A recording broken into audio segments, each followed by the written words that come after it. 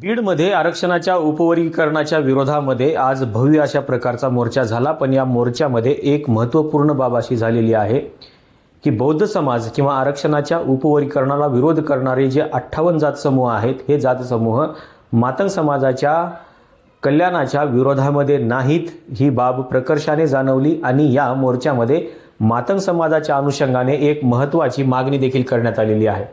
ही मागणी काय आहे आपण हे बघणारच आहोत, पण बीडच्या मोर्चामध्ये नेमकं कोणकोणत्या मागण्या करण्यात आलेल्या आहेत हे आपण सुरुवातीला बघणार आहोत। बीडमध्ये ज्या प्रमुख 6 मागण्या करण्यात आलेल्या आहेत त्या मागण्यांमध्ये पहिली जी मागणी आहे ही मागणी आहे महाराष्ट्र शासनाने अनुसूचित जातीच्या उपवर्गीकरणाची जी प्रक्रिया जी आहे ही तात्काळ रद्द करावी, अशी एक पहिली मागणी आहे। दुसरी मागणी आहे शासनाने नियुक्त केलेल्या आनंद बदर आयोगाचा अहवाल तात्काळ सार्वजनिक करावा। तिसरी मागणी आहे देशात व राज्यात जातीनिहाय जनगणना करण्यात यावी। अशा प्रकारची 3 मागण्या या मोर्चामध्ये करण्यात आलेल्या आहेत। या व्यतिरिक्त या मोर्चामध्ये आणखीन 3 मागण्या करण्यात आलेल्या आहेत आणि या 3 मागण्या आहेत अनुसूचित जातींच्या लोकसंख्येच्या नुसार आरक्षणामध्ये वाढ करण्यात यावी। म्हणजे ही मागणी तर सातत्याने आपल्याकडे केली जाते आहे की 20% आरक्षण करण्यात यावं, 13% ही मागणी 20% इथपर्यंत करण्यात यावी लोकसंख्येच्या प्रमाणामध्ये, अशी मागणी केली जाते आहे। दुसऱ्या बाजूला शासकीय व निमशासकीय सेवांमधील अनुशेष तात्काळ भरण्यात यावा, अशा प्रमुख 5 मागण्या आहेत। आणि याच मागण्यामध्ये एक 6वी मागणी आहे आणि ही 6वी मागणी जी आहे ही आहे क्रांतीवीर लहुजी साळवे आयोगाच्या ज्या शिफारशी आहेत त्या तात्काळ लागू करण्यात याव्यात। या शिफारशीच्या अनुषंगाने एक महत्त्वाची बाब अशी आहे की या आयोगाने एकूण 82 शिफारशी केलेल्या होत्या। या 82 शिफारशीपैकी यातल्या 25 शिफारशीवरती शासनाने तत्कालीन परिस्थितीमध्ये काम सुरू केलेलं होतं। यामध्ये 14 शिफारशी अशा होत्या ज्या अधिक आर्थिक भाराच्या आहेत असं म्हटलेलं होतं। त्यानंतर याच्यामध्ये ज्या 29 शिफारशी होत्या, या 29 शिफारशीवरती काम आपण करू शकतो असं त्या विभागाने शासनाला सुचवलेलं होतं। आणि 14 शिफारशी ज्या आहेत या 14 शिफारशी पूर्णपणे या आयोगाच्या नाकारलेल्या होत्या। आणि या संबंधीचा जो GR आहे हा GR 31 डिसेंबर 2011 मध्ये काढण्यात आलेला होता। म्हणजे एकूण ज्या शिफारशी करण्यात आलेल्या होत्या 82, यापैकी 25 शिफारशीवरती शासनाने काम सुरू केलं। 14 शिफारशी अधिक आर्थिक भाराच्या आहेत म्हणून बाजूला ठेवल्या गेल्या। 29 शिफारशी भविष्यामध्ये आपण त्याच्यावरती काम करू शकतो असं सांगितलं आणि 14 शिफारशी थेट शासनाने नाकारल्या।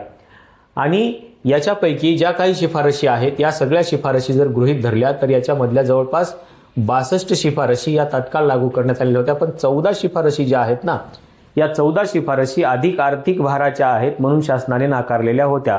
आता बीडच्या मोर्चामध्ये बौद्ध समाजाच्या वतीने आणि आरक्षणाच्या उपवर्गीकरणाला विरोध करणाऱ्या इतर 58 जातींच्या समूहाच्या वतीने शासनाला असं सांगितलेलं आहे की क्रांतीवीर लहुजी साळवे मातंग समाज अभ्यास आयोगाच्या माध्यमातून ज्या शिफारशी करण्यात आलेल्या होत्या आणि 14 शिफारशी ज्या अधिक आर्थिक भाराच्या आहेत त्या आणि ज्या 14 शिफारशी नाकारलेल्या होत्या त्या, यापैकी फक्त उपवर्गीकरणाची शिफारस वगळून इतर सर्व शिफारशी तात्काळ लागू कराव्यात, अशा प्रकारची मागणी या मोर्चामध्ये करण्यात आलेली आहे।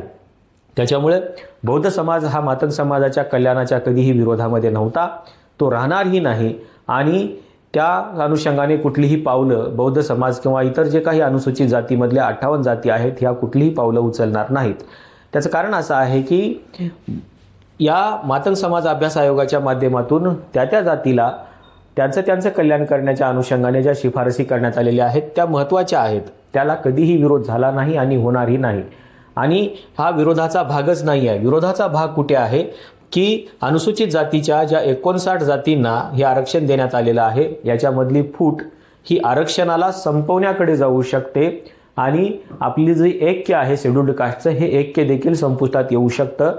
फक्त याच कारणास्तव या उपवर्गीकरणाला विरोध केला जातो आहे। आणि दुसरी महत्त्वाची गोष्ट म्हणजे ही जी सगळी प्रक्रिया आहे ही प्रक्रिया असंवैधानिक आहे असं मानलं जातं आहे। आणि असंवैधानिक प्रक्रिया आहे हे कधी कळतं आपल्याला, ज्यावेळेस आपण EV चिन्नैया केस वाचतो आणि त्यानंतर बेला त्रिवेदी यांचं जे जजमेंट आहे ते वाचतो, त्यावेळेस आपल्याला कळतं की हे सगळं असंवैधानिक आहे। आणि म्हणून बौद्ध समाजाने जो विरोध केलेला आहे उपवर्गीकरणाला ते ऐक्याच्या बाबतीमध्ये आहे, आरक्षण संपुष्टात येण्याच्या बाबतीमध्ये आहे। ही सगळी प्रक्रिया असंवैधानिक आहे असं आहे आणि त्याच्यामुळं याच्यामध्ये राज्य सरकार हस्तक्षेप करू शकत नाही।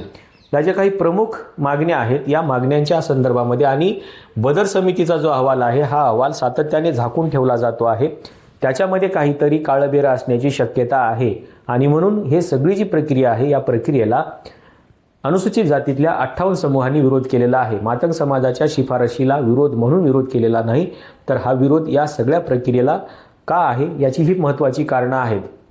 या व्यतिरिक्त आरक्षणाचं उपवर्गीकरण वगळून ज्या काही मागण्या इथं करण्यात आलेल्या आहेत क्रांतीवीर लहुजी साळवे मातंग समाज अभ्यास आयोगाच्या माध्यमातून, या सगळ्या मागण्या तात्काळ मान्य कराव्यात अशा प्रकारची मागणी या मोर्चाच्या माध्यमातून करण्यात आलेली आहे.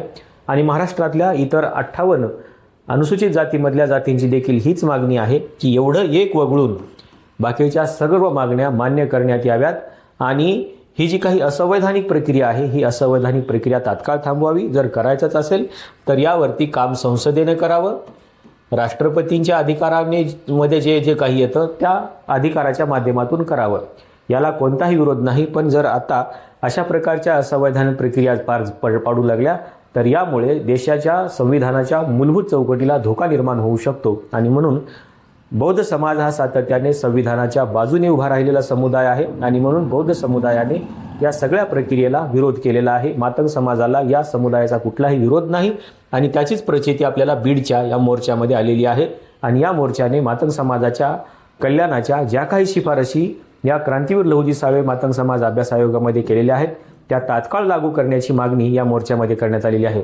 महाराष्ट्रामध्ये जेवढे काही मोर्चे निघतील त्या सगळ्या मोर्चांची मागणी देखील हीच असेल की आरक्षणाचं उपवर्गीकरण वगळून बाकीच्या सगळ्या मागण्या या मातंग समाजाच्या मान्य करण्यात याव्यात.